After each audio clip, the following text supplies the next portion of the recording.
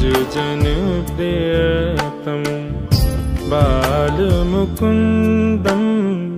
चाहे राजा है या प्रजा, जब ये द्रव्यवाद में डूब जाते हैं तो द्रव्य को लेकर के अधिकारों की बात आ जाती है और अधिकारों के लिए युद्ध होता है और युद्ध में सब विनाश हो जाता है।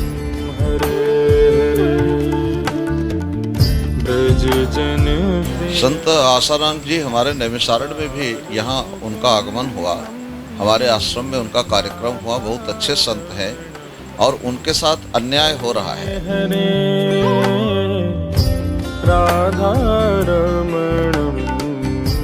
संतों की रक्षा भी होनी चाहिए और संत तो स्वयं धर्म के मूर्ति होते हैं। जिन लोगों के साथ अत्याचार हो रहा है, चाहे वो कोई भी संत हो, तो ये राजा का दोष है। राजा यदि ब्रह्मज्ञानी नहीं है, राजा यदि धर्मात्मा नहीं है, राजा विष्णु का रूप कहलाता है। उसकी 4 भुजाएं होती हैं, धर्म अर्थ काम मोक्ष। राजा के भुजाओं में अगर धर्म नहीं है तो राजा का पतन हो जाता है। राजा का चुनाव ऋषि किया करते हैं।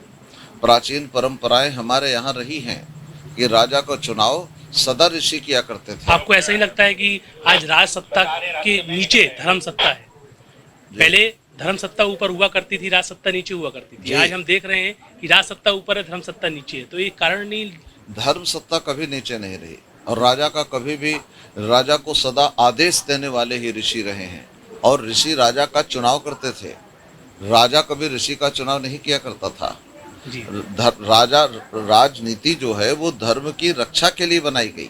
आज के हालातों में क्या लगता है स्वामी जी? लेकिन जब वो धर्म को प्रभावित करेगी तो नष्ट हो जाएगी। जो राजनीतिक दुर्दशा हो रही है उसका यही कारण है कि राजा का चुनाव अज्ञानी व्यक्तियों के द्वारा किया जाता है। तो वो राजा जब सिंहासन पर बैठता है तब वो विलासिता में डूब जाता है, वो प्रजा का हित नहीं करता और अग्निकांड बन जाते हैं। राष्ट्रों के राष्ट्र नष्ट हो जाते हैं, भस्म हो जाते हैं। तो राजा का चुनाव जो ऋषि नहीं कर पा रहे, ऋषियों के द्वारा नहीं हो रहा है, तो ये विडंबना है। इस विडंबना का निवारण होना चाहिए और इसका निवारण ज्ञान से ही होगा। ये नैमिषारण्य में ज्ञान सत्र चलता था। यहाँ सूत जी ने जब यज्ञ किया था तब कहा था कि ज्ञान यज्ञम करिष्यामि, मैं ज्ञान यज्ञ करूँगा, क्योंकि अज्ञान बहुत बढ़ गया है, अंधकार बढ़ गया है। तो अज्ञान का मतलब यह है कि व्यक्ति कर्तव्यवादी नहीं रहा, द्रव्यवादी बन गया है।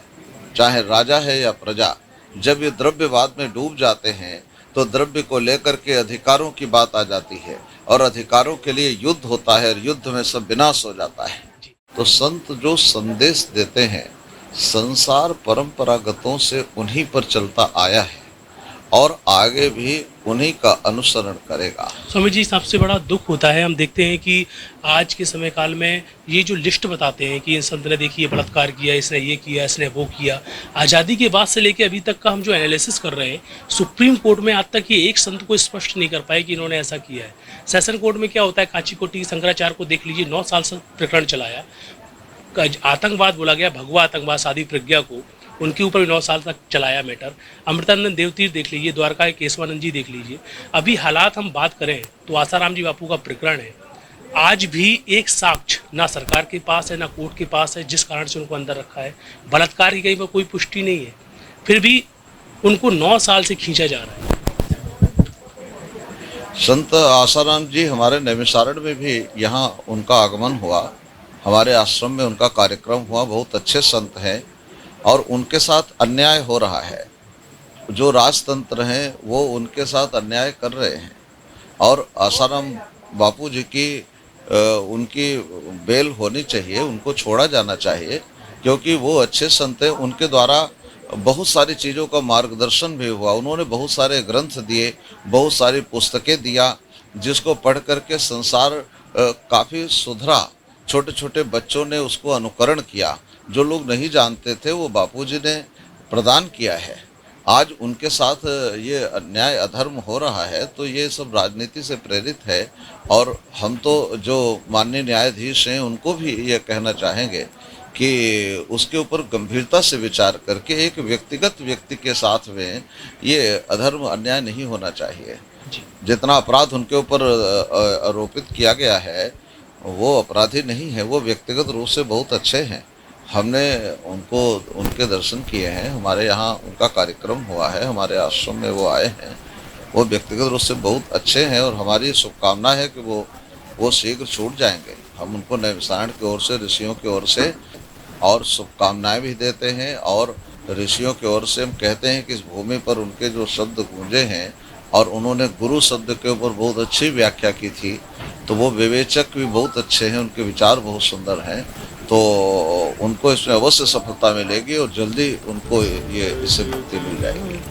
बहुत बहुत धन्यवाद। बालमुकुन्दं राधारमणं